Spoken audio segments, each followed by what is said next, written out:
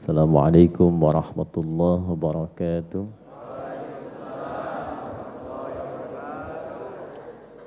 Alhamdulillahi rabbil alamin.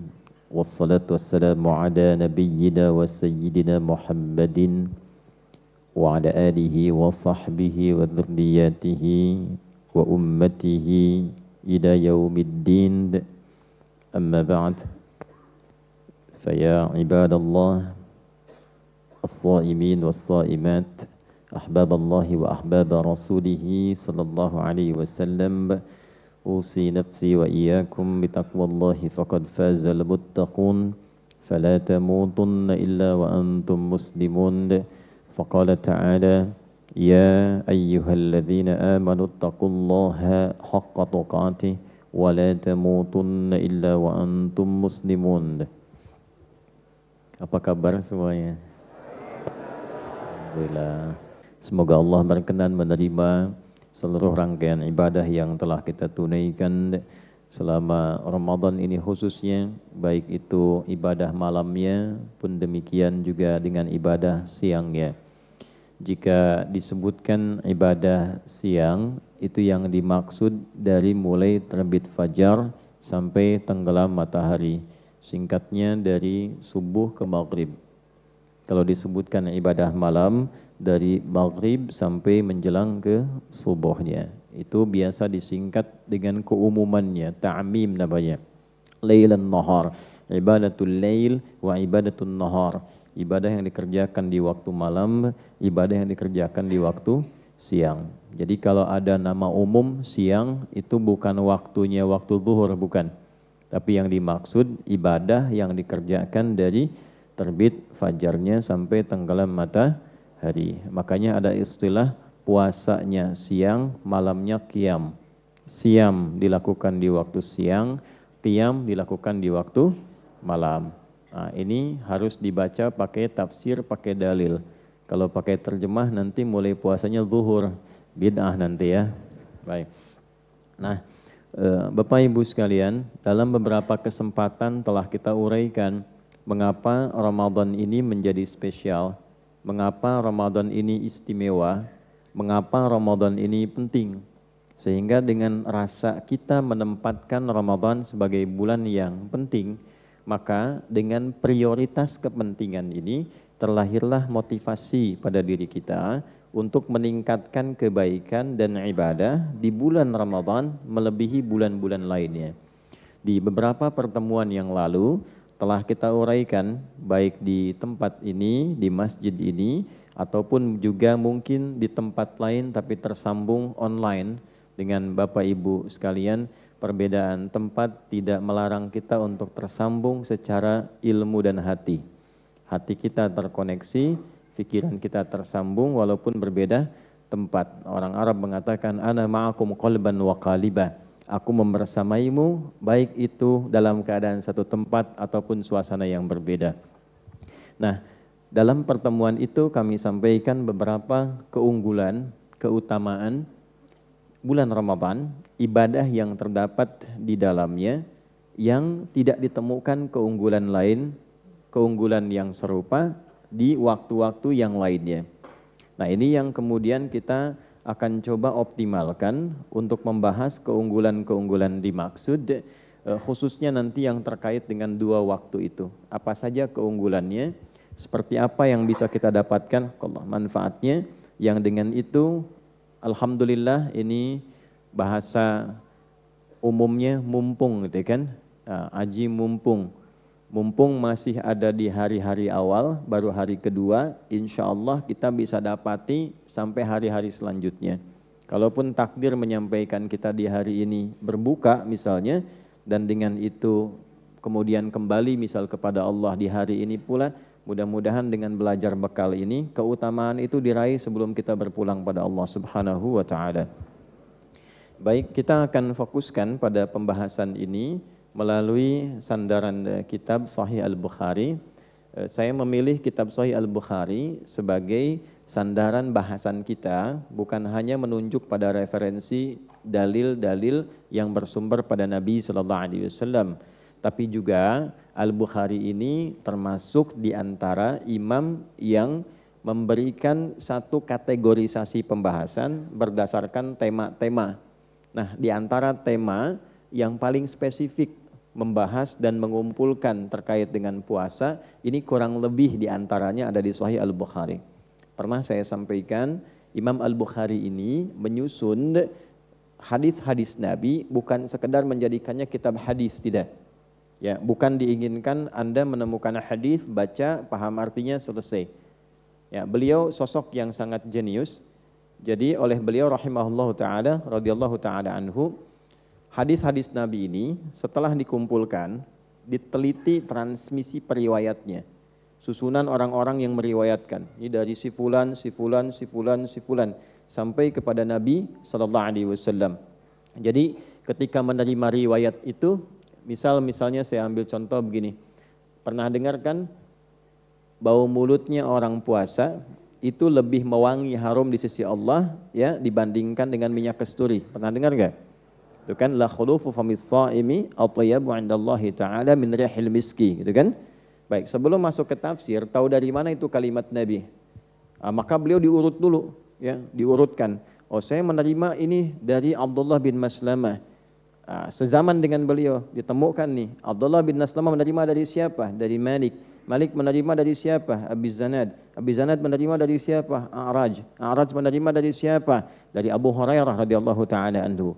Maka sampai ke sahabat Abu Hurairah tersambunglah itu kepada Nabi sallallahu alaihi wasallam. Itu semua hadis itu seperti itu, Bu, Pak. Jadi bukan tiba-tiba misalnya mimpi ketemu Nabi nulis hadis, tidak begitu. Ini ada standarnya. Dan ini yang menjadikan kitab ini termasuk kitab terkuat dalam referensi hadis dari segi validitasnya. Divalidasi oleh ulama dan karakter yang meriwayatkannya itu dicek dulu. Kalau ada orang bermasalah, walaupun membawa disebutnya hadis, itu nggak diambil hadisnya. Makanya disebut kitab hadis yang paling terpenuhi syarat-syarat hadis yang baik di dalamnya. Kan 5 itu. Mattasala isnaduhu binaqlil 'adlid dhabiti 'anil 'adlid dhabiti min ghairi syudzudin wala 'illatin qadihah. Paham? Tidak. Ya, tersambung sanadnya dari orang-orang yang kredibel, hafalannya kuat, tidak punya cacat dan tidak punya problem sosial.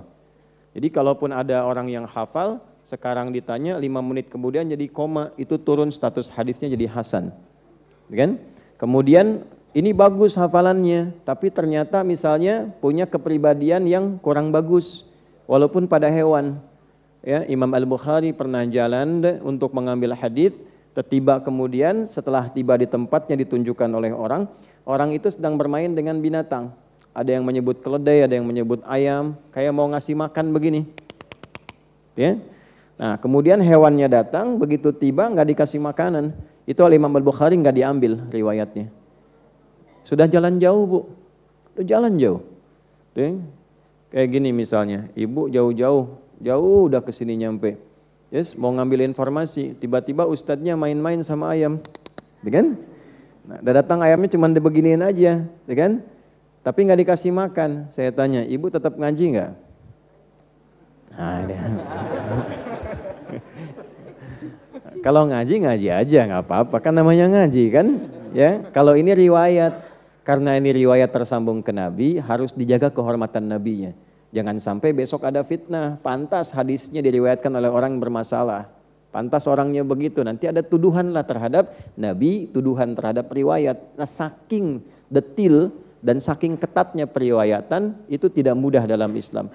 Karena itu alhamdulillah, semua ajaran di kita itu terjaga. Apalagi Al-Quran, semuanya terjaga. Jadi tidak ada potensi penyimpangan. Ajarannya tidak akan menyimpang, yang menyimpang mungkin orangnya. Yang ngarang-ngarang orangnya, tapi ajarannya sempurna. Ini bukti kebenaran ajaran Islam karena seluruhnya terjaga sampai ke periwayat asalnya. Ya.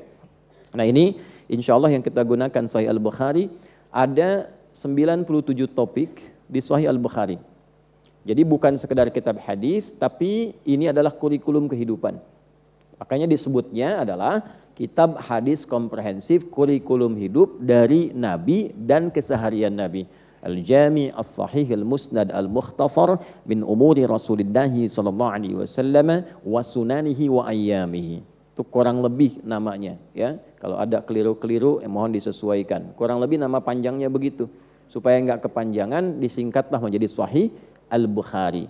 Nah, dari semua hadis yang dikumpulkan, diurutkan 97 tema. Kitab Bad'ul Wahyi, nama temanya kitab namanya, ya. Yang tema pertama tentang awal mula turunnya wahyu untuk memberikan legitimasi kenabian. Jadi yang disampaikan ini oleh sosoknya ini Nabi Rasul, bukan orang biasa. Tahu dari mana yang menyampaikan Nabi? Cirinya begini. Kalau tidak terpenuhi begini, berarti bukan Nabi. Nah, maksudnya apa? Kalau kelak ada yang mengaku Nabi, kita langsung bisa tepikan. Karena mustahil akan bisa memiliki ciri-ciri kualifikasi semacam ini. Makanya Nabi langsung komen dan kita langsung like and subscribe. Ya, kata Nabi, la nabiyya ba'di, tidak akan pernah ada nabi setelah saya. Kalimat la di sana juga menunjukkan selain menolak, berpotensi akan muncul orang mengklaim nabi. Setelah saya meninggal, mungkin akan ada nanti yang mengklaim dirinya nabi. Langsung tepikan aja, nggak mungkin. Tahu dari mana itu? Maka Imam Al-Bukhari menurunkan hadis-hadis Nabi yang disebut Nabi ini ukurannya seperti ini. Maka dibukalah kitab Bad'ul Wahyi. Setelah paham ini, kita mengerti yang nyampaikan ini, topik-topik selanjutnya itu Nabi, bukan orang biasa. Ya, antum punya ustadz, ada kiai, ada habib yang sangat jadi panutan, nyampaikan sesuatu, antum langsung kerjakan kan?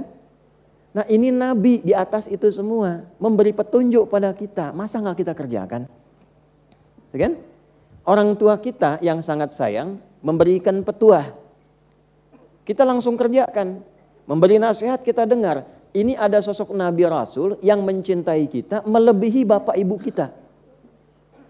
Melebihi bapak ibu kita. Harisun alaikum bil mu'minina rauf rahim. Sangat peduli pada kita. Belum lihat kita, sudah minta sama Allah yang terbaik untuk kita. Saya kangen ya sama saudara-saudara saya, kata Nabi itu sallallahu alaihi wasallam dalam satu hadis riwayat yang sampai kepada kita. Ya, sahabat mengatakan, kami kan saudara-saudaramu ya Rasulullah. Bukan, kalian tuh sahabatku. Saudara-saudariku itu adalah orang-orang dari umatku yang mereka nggak pernah lihat aku, tapi mau beriman kepadaku. Dan itu didoakan oleh Nabi SAW, minta kepada Allah supaya umatnya dibimbing, diberikan hidayah, diberikan kebaikan. Jadi belum kenal kita, belum lihat kita, kita tak melihatnya, itu sudah peduli dengan kita. Makanya melebihi kasih sayang daripada kedua orang tua kita sendiri. Karena itu kalau Nabi ngajarkan, ngasih petunjuk pada kita tentang semua yang tema ada di sini, maka bukan sekedar didengar. Seharusnya membuat kita dengan cerdas langsung mengamalkannya. Karena itu 97 topik ini keluarkan. Karena Nabi yang bilang, ada kitabul iman, topik tentang iman, kalau imannya pengen naik dan dijaga supaya enggak turun bagaimana? Ada 57 hadis di sini. Kerjakan ini, kalau kata Nabi A, kerjakan. Kata Nabi B, tinggalkan. Ada kitabul ilmi, topik ilmu, gimana cara belajar supaya cepat pintar, diridhoi Allah, mudah paham, gampang mengamalkan, ada topiknya. Nah singkatnya, di topik ke-30 dari 97 ini, ada namanya kitabus shaum, topik tentang puasa. Yang kitabnya sama dengan kami ada di halaman 280, kitabus shaum, topik nomor 30. Nah di topik nomor 30 ini dibagi lagi menjadi 69 subtopik.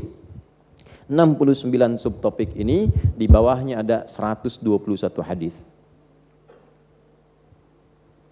Jadi topik nomor 30 disebutnya kitab dalam Sahih Al-Bukhari-nya. Ya, kitabus shaum ini untuk menunjukkan makna umumnya, nanti prakteknya disebut siyam. Kan? As-siyam, bukan asyab. Nah. Kemudian di sini ada 69 subtopik, cabang pembahasan. Subtopik itu cabang pembahasan, judul-judul kecil, diistilahkannya dengan bab. Kemudian dari sini ada 121 hadis. Ini semua terkait dengan persoalan puasa. Ada di sini semua. Jadi kalau hadisnya dibaca, nggak akan banyak pertanyaan. Ya, di sini semua lengkap tentang cara mulainya, keutamaan puasa itu apa, bagaimana menunaikan ibadah malamnya, berapa rakaat sholat tarawihnya, kemudian saat sahur itu waktunya jam berapa kurang lebih, Lalu kalau adzan berkumandang masih boleh makan atau tidak? Kalau imsak itu prakteknya bagaimana? Terus kalau ketemu istri mau berangkat, tiba-tiba salaman, batal apa enggak puasanya? Kalau dikecup, batal apa enggak puasanya? Kalau kesiangan, jangan ketawa dulu, ya. Kalau bangun kesiangan, apakah bagaimana status puasanya? Kalau enggak sempat sahur, bagaimana? Lengkap semuanya, ada di sini. Menentukan awal puasa itu seperti apa? Petunjuknya ada semua. Nah, jadi kalau sudah baca ini, insya Allah tiap tahun kita tidak akan terjebak pada satu kondisi yang serupa. Ya? Tiap ada pertemuan kan pertanyaannya selalu itu, Ustadz yang betul itu tarawih 11 atau 23? Kalau 11 itu 222 ujungnya 3 atau 443 gitu kan. Terus jawabannya kan karena udah sering disampaikan akhirnya kemana-mana. Udah Bu, misalnya kan yang formasi 443 aja, kemarin juga Madrid menang misalnya kan, nah, kan udah nggak nyambung tuh. Enggak juga, yang dua-dua ujungnya satu tuh Liverpool ada di puncak sekarang, bedanya 14, kan jadi kemana-mana kan. Nah, jangan dipotong tuh videonya tuh, ntar nggak nyambung. Nah, jadi bukan itu. Nah, jadi yang poin terbesarnya, coba usahakan baca. Yang lain dibaca, yang dari Nabi nggak dibaca. Terus pengen ketemu Nabi gitu, aneh kan? Ya, ya Allah. Anda tuh dapat surat dari orang yang Anda kagumi, nggak pernah ketemu, dapat surat, seneng nggak? Baca nggak? Baca. Baik ya? Oh, tiba-tiba khusus misalnya kan, Mas namanya siapa? Ya? Ali. Mas Ali tiba-tiba dapat surat dari Raja Salman, khusus buat Mas Ali, misal. Tuh, ekspresinya udah begitu kan? Seneng nggak? Sangat senang kan? Padahal isinya cuma nanya doang, apa kabar gitu. Ya kan? Kayak hal, tapi senangnya luar biasa kan? Ya. Sekarang kita dapat surat dari Nabi. Isinya banyak, 121 surat dari Nabi. Yang kita sebut hadis itu. Terus di dalamnya membimbing kita supaya bahagia. Ali, kamu kalau pengen bahagia gini. Adi, kamu kalau pengen sukses gini. Kalau puasa kamu pengen nikmat tuh begini. Ini yang harusnya kita baca tuh ini. Fulan kalau pengen pintar, gini cara belajarnya. Fulanah kalau kamu sering galau, pengen tenang, ini obatnya begini. Kamu kalau sama anak begini, solusinya begini. Kalau orang tua begini, ini jawabannya. Ya, itu yang ditampilkan. Nah, oleh karena itu, coba kita hadirkan beberapa yang mungkin bisa kita tampilkan karena waktunya terbatas di kesempatan kali ini. Insya Allah kita akan mengaji beberapa yang utama dalam Ramadan, apa yang paling utamanya, sehingga yang utama ini kalau kita kejarkan level atas, kalau nggak sampai nyangkutnya kan masih di yang sedang-sedang, tuh kan? Makanya kan rumusnya begitu, kalau sedang kuliah teman-teman mahasiswa langsung pasang target IPK 4, nggak usah pakai amin, langsung IPK 4 ya. Nah, nanti effortnya pun akan besar, usaha kita akan tinggi mewujudkan itu. Kalau nggak nyampe, jelas nyangkutnya 3,9, 3,8, 3,7. Ini masang 3, itu kan? Nyangkut 2,7, alhamdulillah katanya, nggak pakai, paling tinggi. Sama ke surga juga, targetnya Firdaus, ya kan? Targetin Firdaus paling tinggi, tingkat paling tinggi. Jadi kalaupun nanti amalannya tidak cukup ke situ, misalkan, itu sudah ditambah dengan macam-macam ya, dengan rahmat yang lain, amalan lain, belum cukup ke situ ya, maka nyangkutnya jelas mungkin di surga Aden, Jannatun Naim ya. Tapi kalau pasang targetnya yang penting surga dah gitu kan ya, mau di mana aja, kelas yang kecil juga nggak apa-apa ya, kalau nggak nyampe kan susah udah kan. Nah itu yang coba kita hadirkan. Yuk fokus pada pembahasan, waktu kita singkat. Amalan utama di bulan Ramadan. Jemaah sekalian, seperti diketahui dalam pengantar tadi bahwa amalan-amalan Ramadan dibagi pada 2 waktu secara umum. Ada amalan yang dikerjakan di waktu malam, ya kan? Ini disebut dengan ibadatul lail. Saya tulis sini ya, ibadatul lail. Ada ibadah yang dikerjakan di waktu siang, ibadatun nahar. Ya. Ini amal Ramadan. Taib. Di antara sekian amalan ini ada beberapa amal-amal yang utama. Amal utamanya dibagi dua. Ada yang berupa, ini kita turunkan ke sini dulu, amal utama. Ada yang berupa, amal utama itu berupa perintah. Ada juga sifatnya yang berupa larangan.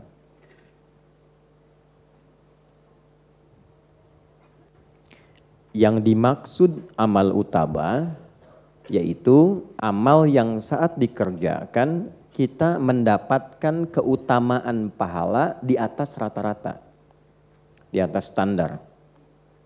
Ya, misal begini, kalau standarnya itu sholat ditunaikan, pahalanya berapa? Kalau tidak tahu, cepat katakan Allahu a'lam ya, biar cepat, biar cepat ya, biar cepat nih. Sholat misalnya. Ini ukurannya gini, kita pakai Al-Quran aja. Salat itu diantara amalan yang disebut namanya dengan hasanah. Kan? Ibu hasanah, ibu salat. Ya, kalau enggak salat bukan hasanah tuh. Ya. Dari mana taunya? Quran surah ke-11 Hud di ayat 114. Aqimis salata tarafain nahar wa zulafan minal lail. Innal hasanati yudhibnas sayyiat. Tunaikan sholat itu yang terangkai dari mulai siang, fajar, sampai terus masuk ke maghrib, kemudian maghrib sampai ke isya terus. Nah itu semua perbuatan hasanah. Innal hasanati, sungguh semua perbuatan hasanah dari rangkaian sholat itu yudhibnas sayyiat. Di antara manfaatnya menghilangkan keburukan-keburukan, menghapuskan otomatis dosa kecil. Jadi antara sholat satu ke sholat yang lain itu menggugurkan yang kecil-kecil. Malam takunil kabair, sepanjang bukan dosa besar. Salah lihat, salah dengar, salah bicara, itu kan? Ya itu nanti dari subuh ke zuhur kan boleh jadi berpotensi ya terjadi berlaku itu. Nanti ketika sholat zuhur itu dihapuskan semua dengan sholat, kecuali dosa-dosa besar yang butuh tobat secara khusus, secara spesifik. Nah ini diantara dalilnya. Nah karena sholat masuk perbuatan hasanah, maka konstruksi hasanah itu ketika menunjuk pahala, kemudian diurai lagi di Quran surah ke-6 Al-An'am di ayat ke-160. Bagaimana bunyinya? Man jaa'a bil hasanati falahu asyru amthaliha. Siapapun yang mengerjakan satu perbuatan hasanah, dia mendapatkan poin 10 kebaikan. Ini yang disebut pahala. Ya, ini yang sering kita istilahkan pahala. Nah, ukurannya jangan dilihat 10 begini, tidak. Nanti ada salah satu ukuran yang bisa kita jadikan acuan, diantaranya hadis datang ke masjid. Itu baru datang kalau niatnya ibadah, mendapatkan 25 poin. Jarak satu keduanya itu bisa 500 tahun. Dua ketiganya 500 tahun. Tiga keempatnya 500 tahun. Karena itu ukuran pahala ini nanti akan tampaknya sebelum meninggal. Dalam sakaratul maut ditunjukkan sehingga orang yang banyak pahalanya senyum, gembira, tenang, ya jiwanya tenang karena sering ibadah. Ya orang yang mengerjakan hasanah disebut abdun, jamaknya ibadun, pekerjaannya ibadah. Makanya ketika mau meninggal sifat ibadahnya disebutkan lagi, disebut oleh Allah sebagai hamba-hambaku, ibadi. Quran surah 89 ayat 27 sampai ayat 30. Ya ayyatuhan nafsul mutmainnah irji'i ila rabbiki radiyatan mardiyah fadkhuli fi ibadi wadkhuli jannati. Jadi begitu disebutkan sifat ibadahnya, ditampakkan ukuran pahalanya, dari pahala itu surganya begini, tenanglah hatinya, senyum wajahnya, saat tenang itulah dicabut nyawanya dalam keadaan yang sangat indah. Itulah husnul khatimah. Jelas? Ya itulah husnul khatimah. Semoga Allah golongkan kita termasuk yang demikian. Nah ini satu kali amal dapat 10. Nah 10 ini nggak cukup dengan amin. 10 ini memang harus dikerjakan. Ya. Kalau berjamaah kalikan 27 keterangan nabinya. Salatul jama'ati afdalu min salatil fardi bi 27 darajah. Salat berjamaah lebih utama maksudnya pahalanya dibandingkan dengan salat sendirian. Di antara selain pahala itu juga membangun kekuatan. Kalau lupa ada yang ingatkan. Kalau sholat sendiri lupa, siapa yang ingatkan? Kalau berjamaah lupa, imam lupa, makmum ingatkan. Makmum lupa, sadar ada imam di depan. Kan gak mungkin imam 2 rakaat, makmum 3 kan?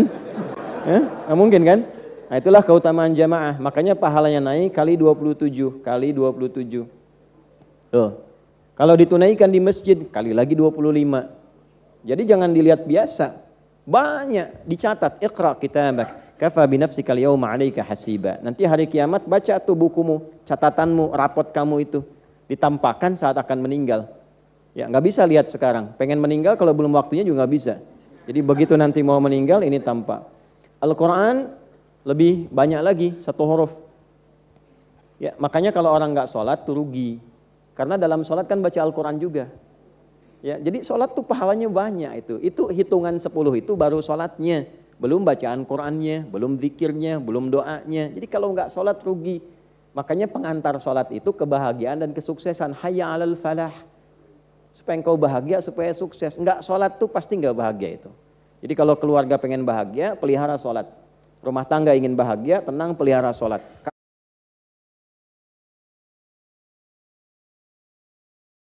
Dulu dilatih ya. Nah kemudian Quran ini 1 hurufnya 10, 1 huruf loh.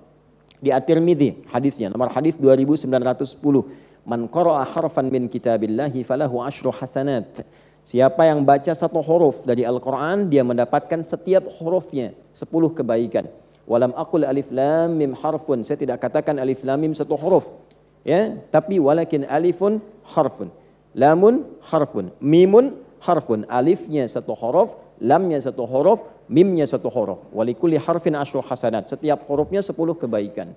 Jadi kalau kita sempat tilawah misalnya baca alif lam mim sebegini, ya. Nah itu dihitungnya bukan 1 huruf ini. Ini sudah 1 huruf, lam 1 huruf, mim 1 huruf. Jadi kalau 1, 2, 3 kali 10 berapa? Udah 30 setiap hurufnya. Ini yang melihat secara tekstual, yang membaca dengan ilmu lagi, ada ilmu keempat dalam gramatikal bahasa Arab.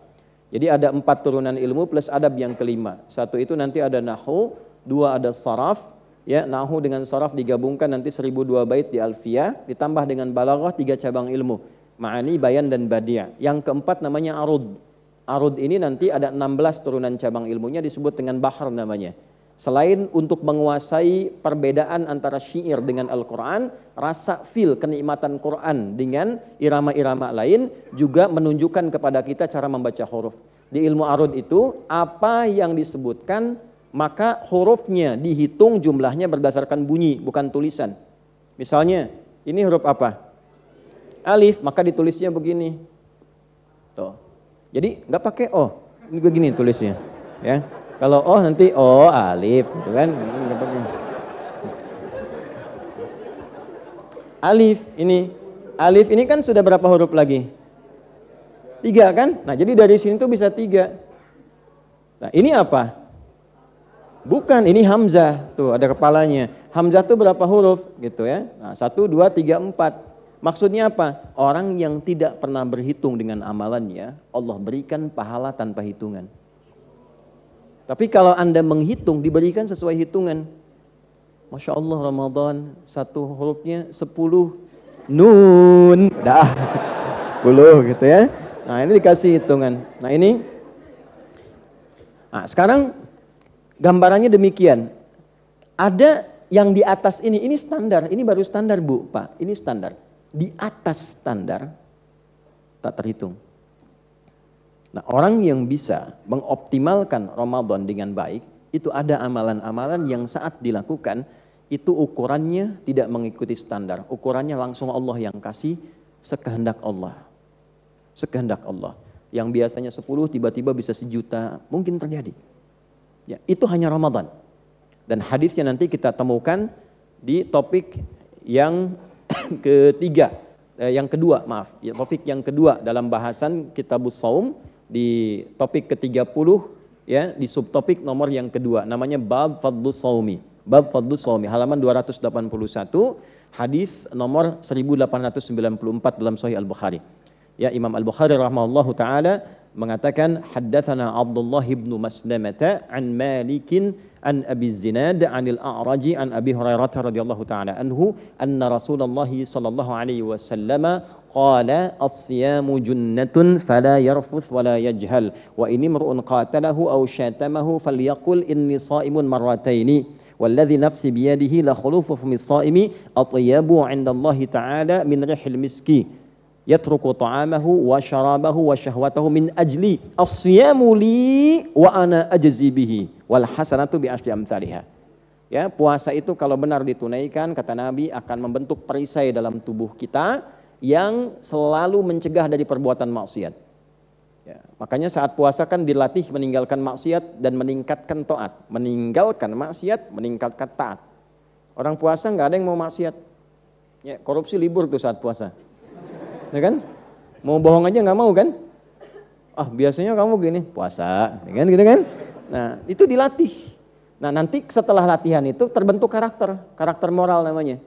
Di sini karakter moral, di sini karakter intelektual, di sini karakter kinerja. Jadi kalau moralnya sudah bagus, intelektualnya akan dipandu menjadi ilmu yang baik. Kenapa orang pintar tapi tidak baik? Karena moralnya nggak bagus. Nah, puasa itu membentuk karakter moral. Karena itu dilatih, nggak mau berkata yang kotor, tidak berbuat yang tidak pantas, gitu kan? Ada orang provokasi, dia katakan pada dirinya, saya sedang puasa. Sedang puasa. Tuh kan diprovokasi, mau buka jam 6:15, jam 6 orang provokasi. Ya kan? Saya sedang puasa. Puasa. Nggak dibalas, Mas, ntar habis maghrib. Nah, kan? Tapi maksudnya mengendalikan diri, habis maghrib kan lupa, sayang kan pahala saya hilang gitu. Tahan. Ya, kalau ada orang provokasi dia katakan pada dirinya saya sedang puasa, sedang puasa. Kalau orang bisa begitu, lisannya ditata sampai ke ujung kakinya, dari kepala sampai ujung kaki, itu dimuliakan oleh Allah, diberikan ciri saat bangkit di hari kiamat. Jadi begitu meninggal, dibangkitkan di hari kiamat, cirinya di lisannya langsung keluar bau harum. Di lisannya keluar bau harum. Begitu bangkit, di lisannya keluar bau harum. Karena nanti saat bangkit tuh banyak yang komen. Ya laitani kuntu turaba, kata yang kafir satu. Ya terjadi juga, mendingan saya jadi tanah aja, nggak usah jadi manusia, takut dihisab. Yang satu bilang gini, yang satu bilang begitu, ya kan? Saya lihat wajah Firaun kemarin di Mesir tuh udah ketakutan begini, matanya melotot, mulutnya ngangap gini. Ya, nggak percaya sana aja tuh antum. Ya, saya udah kunjungi. Jadi membuktikan betapa benarnya Al-Quran. Dan di Quran disebutkan bukan tunggal, ala Firaun. Satu keluarga besar, koleganya Firaun. Pengawalnya, algojonya ini. Jadi kita masuk museum itu Bapak Ibu sekalian. Jadi kalau ada waktu, insya Allah diberikan waktu, kesempatan, rezeki ke sana. Ya, makanya kalau maaf ya, saya lompat sedikit, kalau rihlah jalan, coba cari ke tempat-tempat yang meningkatkan ilmu, menguatkan iman. Ya, bukan hanya menghabiskan uang. Ya, sayang apalagi membangkitkan nafsu, yang begitu tuh udah nggak zamannya, tinggalkan. Cari tempat yang membuat kita lebih pintar, iman kita menguat. Jadi begitu masuk, itu keluarga besar Firaun, Bu. Bapaknya Firaun, ibunya Firaun, kakeknya Firaun, neneknya Firaun, generasi ini. Kemudian pengawalnya Firaun. Ini si fulan yang pengawal paling hebat disebutnya, itu yang tenggelam semua itu ada.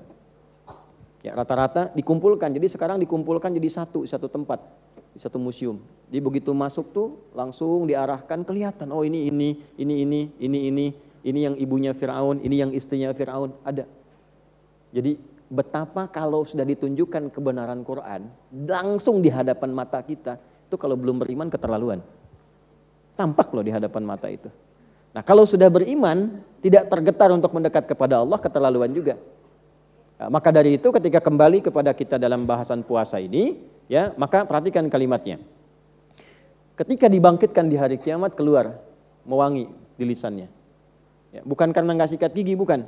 Karena dia tahan lisannya. Ini maknanya ini, ya, makna terdalamnya karena dia menahan lisannya dari perbuatan kotor. Ya, orang-orang yang nggak pernah berkata kotor, kata-katanya selalu lembut, selalu baik, itu wangi di hadapan Allah. Karena itu ketika dibangkitkan, hasil ibadah di lisannya ini diberikan apresiasi, keluar bau harum. Itu maksudnya. Ya, paham ya? Jelas ya? Ya, di luar pengertian fisikal. Di luar pengertian fisikal yang kalau sikat gigi nggak pakai pasta dan sebagainya, hukumnya bisa ikhtilaf. Tapi yang ini sepakat ulama. Hakikatnya orang puasa itu menata lisannya supaya lisannya jadi baik. Itulah yang mewangi di hadapan Allah. Dibangkitkan. Kalau benar bisa begitu, maka engkau kerjakan puasa niat ikhlas karenaku, aku berikan pahala tidak sesuai ukuran standar. Ukurannya ukuranku, kata Allah. Nah, apa saja amalan-amalan utama, baik berupa perintah atau larangan, yang mengantarkan kita pada keutamaan pahala itu. Itulah yang akan kita coba uraikan dalam waktu yang tersisa untuk kita semua. Jadi sekarang kita masuk inti bahasannya. Tadi muqaddimah ya. Bismillahirrahmanirrahim. Kita mulai dengan amalan siang dulu ya, karena sekarang kita kan ada di waktu siang ya. Ya, jadi maksudnya gini, setelah dibahas langsung dioptimalkan. Gitu ya, mumpung ada di waktunya. Referensinya subtopik yang ke-6 ya. Jadi topik yang ke-30, tema 30, subtopiknya yang ke-6 di halaman 282. Bab man shoma ramadhana imanan wa ihtisaban wa niyatan. Nah, ini ada syarahnya sedikit. Subtopik tentang siapapun yang menunaikan puasa Ramadan dengan dasar iman, dilakukan karena Allah dan berniat untuk memperbaiki dirinya. Tolong catat ya. Ini mumpung masih hari kedua, sudah utama belum? Karena kalau yang standar kan niat, ya kan? Terus tahan lapar, tahan haus, tahan syahwat, tunggu buka. Gitu kan? Makanya baru sahur udah lihat jadwal buka kan hari ini, jam berapa bukanya gitu kan? Kadang begitu, itu standar. Nah, kita yang ngaji ini melewati batas standar. Bab man, siapapun. Untuk semua terbuka, tapi secara personal. Jadi kalau kita baca man artinya Nabi kirim pesan untuk kita secara personal. Hei Adi, hei Ali, hei Fulan, ya, hei Fulana, secara personal loh kita disebut tuh, hei Fulan. Baik ya, di subtopiknya dulu. Yang puasa Ramadan, puasa khusus Ramadan. Di luar Ramadan tidak dapat hukum ini. Tidak dapat keutamaan ini. Syaratnya 3. Untuk menaikkan puasa kita menjadi kualitas utama. 1, dilakukan dengan iman.